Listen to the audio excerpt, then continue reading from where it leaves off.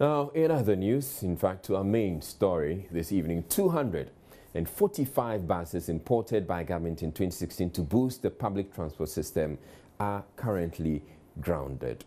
This was after more than 740 million cedis have been spent on the buses and accompanying infrastructure for the bus rapid transit system.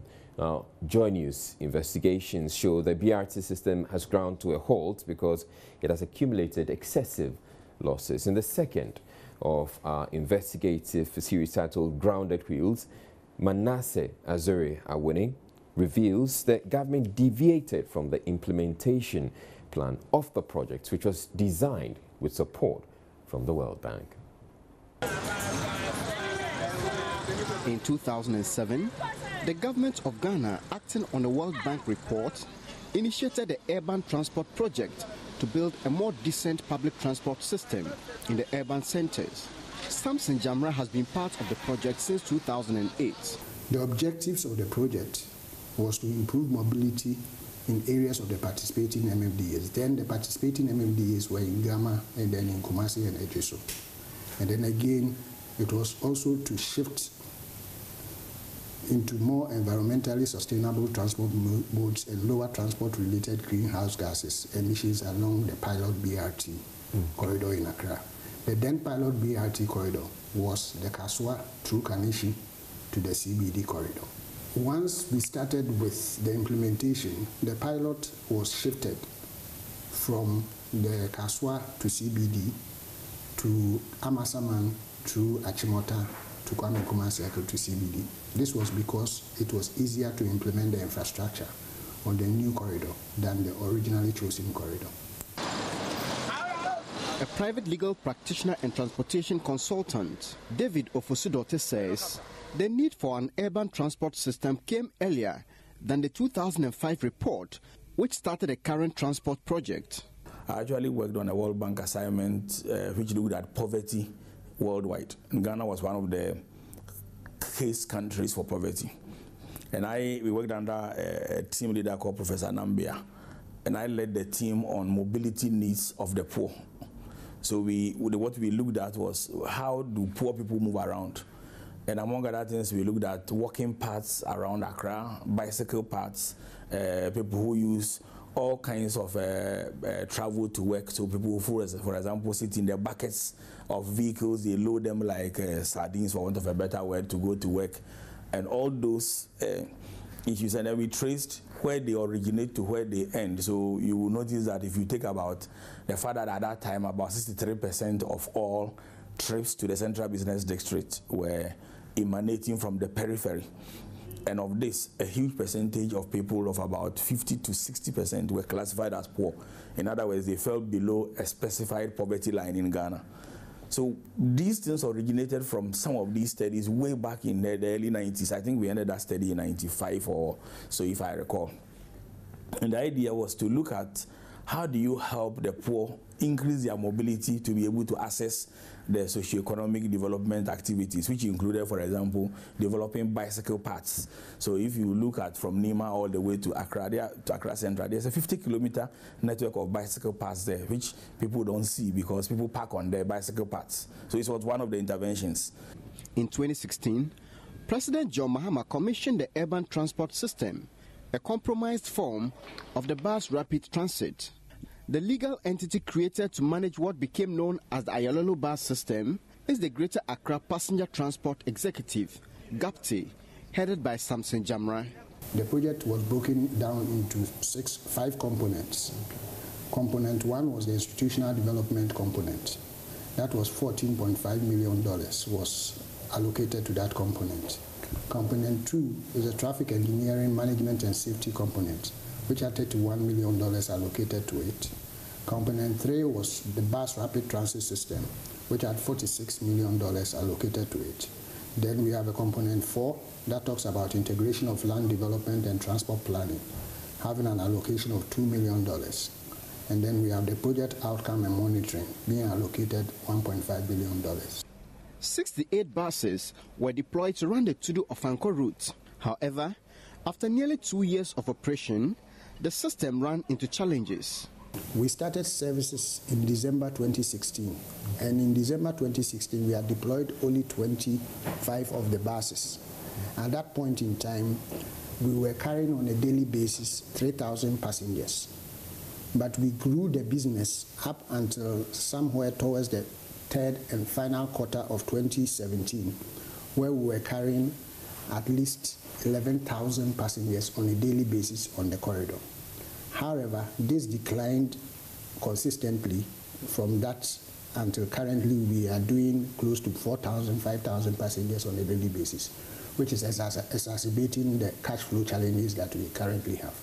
Okay. Now, this situation arose simply because at the peak of our performance, we had access to our dedicated facilities because we had rigorous enforcement in place. But somehow the enforcement was reduced, and getting back onto the corridor in terms of ensuring that people obey the rules of the road space has been a big challenge. If you use the corridor currently, you realize that the informal operations does not even allow us access to our stops, etc., and to our dedicated lanes, all leading to the fact that our journey times are far higher than what we had anticipated. The government imported a total of 245 buses for the Ayalolo project. Some of these buses have not moved since they came into the country in 2016. Those which were used for the pilot project have also been grounded. The design of the Amasaman corridor required the use of 85 buses for the pilot. Each of the Marco Polo low-entry city buses cost $251,600. Making a total of $61,642,000 US.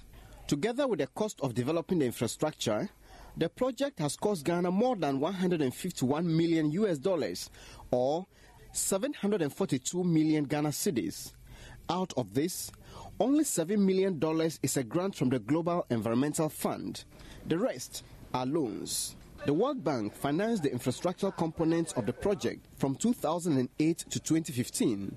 When JoyNews wrote to the bank for comments, the World Bank said it rated the implementation of the project as unsatisfactory. In an email to JoyNews, the World Bank said, in the post-completion assessment of the project, the bank rated the implementation performance unsatisfactory. The procurement of the buses by the government represented a deviation from the original plan of establishing a limited competitive regime for public transport operations along major routes. The project envisaged that the private sector operators would be responsible for providing the specified quality of buses for operations alongside designated routes based on the route license issued by the regulator. Government intervention of purchasing buses meant that the element of private sector initiative and investment in passenger transport in the bid to improve mobility is lost.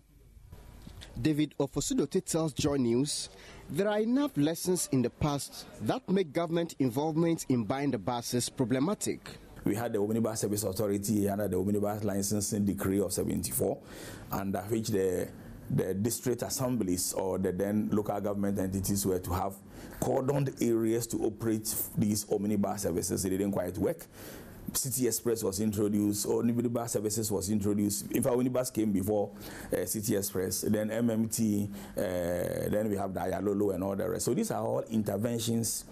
But the lessons of the past should have told everybody that the proper way to intervene in this is to introduce some commercial element in it, and then you regulate the fare prices in such a way that the poor can afford, and you license the routes which they use so that they are restricted to those routes where you know that these routes link to the mobility, accessibility of socioeconomic activities by the poor. The World Bank says the business case that emerged assessed 80 buses as the initial requirement. However, the government bought 245, more than 3 times the number. The Ayalolo in its operation of the 68 buses has accumulated a debt of 12 million Ghana cedis. Now, it needs an amount of 20 million cedis to begin operations. But there's still a hurdle to scale, even if it gets the money. Our investigation revealed that interferences from politicians and government officials is the reason Ayalolo could not deal with trotro drivers who parked and loaded at dedicated Ayalolo bus lanes and bus stops. Until a solution is found, the buses will continue to waste away, and Ghana will continue to pay the loans with interest. For Joy News, Manasseh Azure Arena reporting. All right, so let's recap this entire episode that's put together by Manasseh Azure on the grounded wheels. So the core of the story is that one Marco Polo low-entry city bus cost $251,600.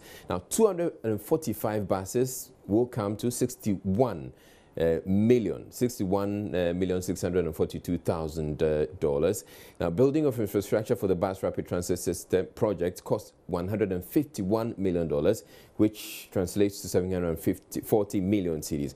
Apart from the $7 million grant for the project, the rest are loans, which means we have to pay back. With all the buses grounded, it means the taxpayer is losing.